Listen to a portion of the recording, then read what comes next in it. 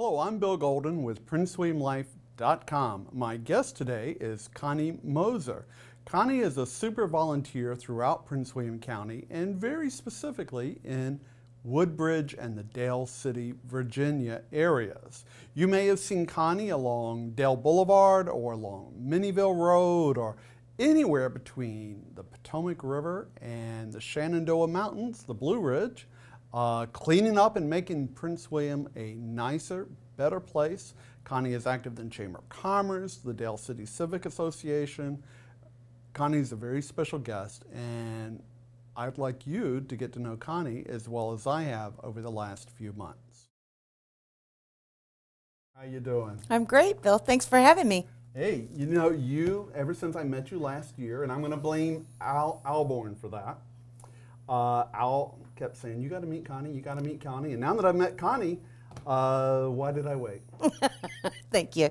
I think that's a compliment. Yeah, it probably is. Most of the day. No, it is definitely a compliment. Most of the people that I meet are wondering what job I'm going to give them next, and so they're not really eager to get to know me well. Now, I hear a rumor that you were like Virginia Volunteer of the Year or something.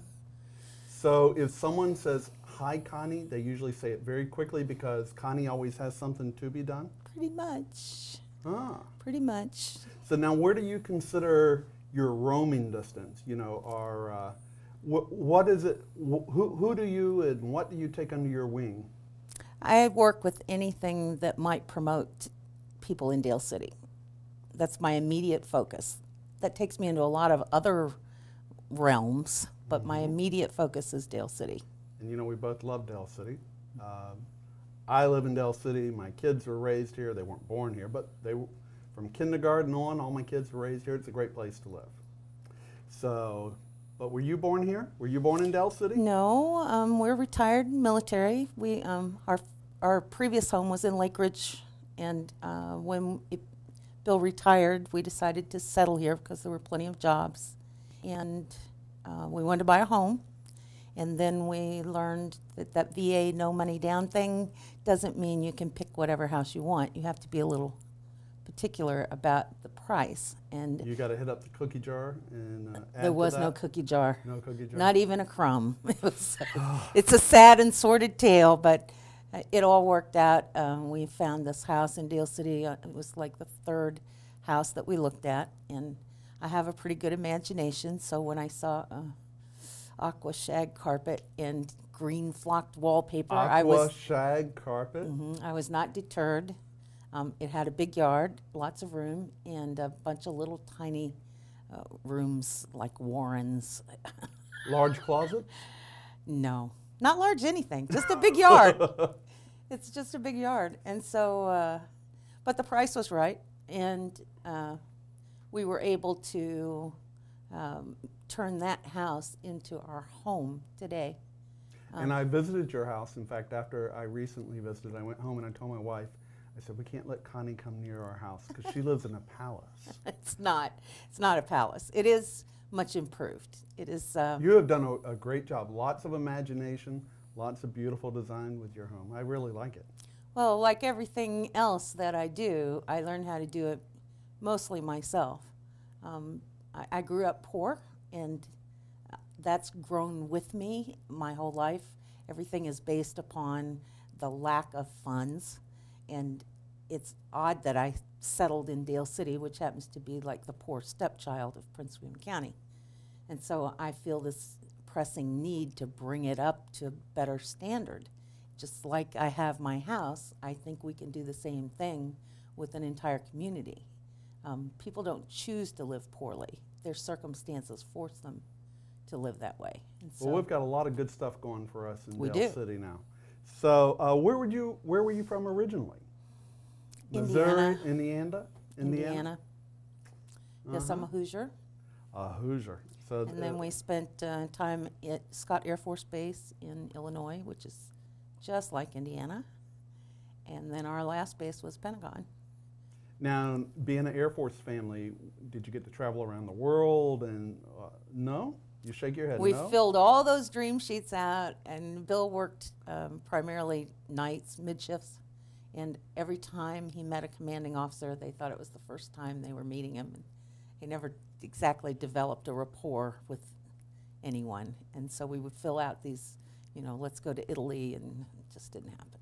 So Indiana and then here, Metro Pretty much. Washington, D.C. We actually, our first base was Bowling, our next base was Scott, and our last base was Pentagon. So Now, that's Dale our whole City career. has changed a lot over the years. So when you got your home and when you lived at, where you probably lived in Lake Ridge at the time that you worked at Bowling, I imagine there are a lot more trees out there this way. When he worked at the Pentagon. And yes, Lake Ridge was a nicer community. It was more, there was less traffic. The commute was It's a killer. I moved to searching Metro, for words that fit. Yeah, I moved to Metro Washington, D.C. myself in 1995, working at Fort Belvoir. And I know all about that drive. In fact, I checked myself into the hospital once, and they did various tests on me, and they said, you're absolutely healthy. Let me ask you, what are your work habits? And I said, every day I get up, I drive into Roslyn, and I creep home. And they said, oh, well, that's what you have. You have anxiety. You're so busy being stuck on I-95 that you just had a panic attack or something. But good news, you felt like a heart attack, but your heart's in great shape. It's the work and the drive that you hate. And we're going to talk about telework here in a couple weeks. Yeah. Now, you're involved in telework and have been. So why don't you tell us a little bit how you got involved in that? Well, the same way I get involved in anything. As soon as somebody mentions We it, need I a say, volunteer. oh, that's a good idea. Yeah. Yeah, that's pretty much. My friend Al, Alborn. yes, had published some blog entries, and we had some conversations about it, and it just seemed like it's such a good thing to do, to take cars off the road. So he said, "Do you want to work on it?" And I said, "Yes." I volunteer. I My name know. is Connie Moser. Well, that's good to hear. And we are going to talk more about telework in the weeks ahead. And I understand that you're part of a chamber task force. Yes. Maybe a couple quick thoughts about that. No. No. Well, we will get to that. We're not talking about that tonight. Okay. Well, we will get to that in a couple weeks. So here we are. We're in a new year, 2012. Mm-hmm. It's going to be a year to remember for lots of reasons, no doubt. What is Connie Moser's short list of what she would like to get done this year? I have a great project.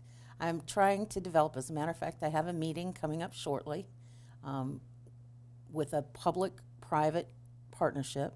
I want to work with businesses that are located on Minnieville Road, churches. There are 2 large churches on Minnieville Road, the government, primarily our delegate Luke Torian and our supervisor John Jenkins, his chief of staff Kelly Easterly. And we want to develop some sort of a plan to improve the appearance of Minnieville Road, because Minnieville Road is a primary entrance into Dale City. And when people travel that road, it gives them their first impression of Dale City. And we want to make a good first impression. Now, are you talking about Minnieville Road as a whole, or Minnieville between 2 points? Between Prince William County Parkway and Dale Boulevard. Because that's what we would call a primary entrance. Dale Boulevard and Minnieville Road would be a signature intersection. It would be you have arrived. When you come into that intersection, you come down that road, you have arrived in Dale City. And so I think we need to make that more welcoming, get some landscaping, clean the gutters and sidewalks so that they are walkable, trim back overgrown foliage, eliminate things like the big tooth sign. Oh, I think as you're going from the intersection down towards BJ's. Yes. Mm-hmm. Yes. Yes. And you have the palm reader too. Oh yeah, the psychic. Yes. Well, she should know we're coming at least. Yeah. Yeah, I'm pretty sure she will. So that's my big plan for this coming year is to, and if that works, then that could be an experiment or a pilot for other intersections, other streets, and other partnerships. And because there are 2 realtors, one on either end, and their job is to sell real estate, it seems that it would be very much to their advantage to help us in this project. Another interesting thing, while I was researching the property owners for that short length of road, there are 37 property owners up and down Minnieville Road between the Parkway and Dale Boulevard.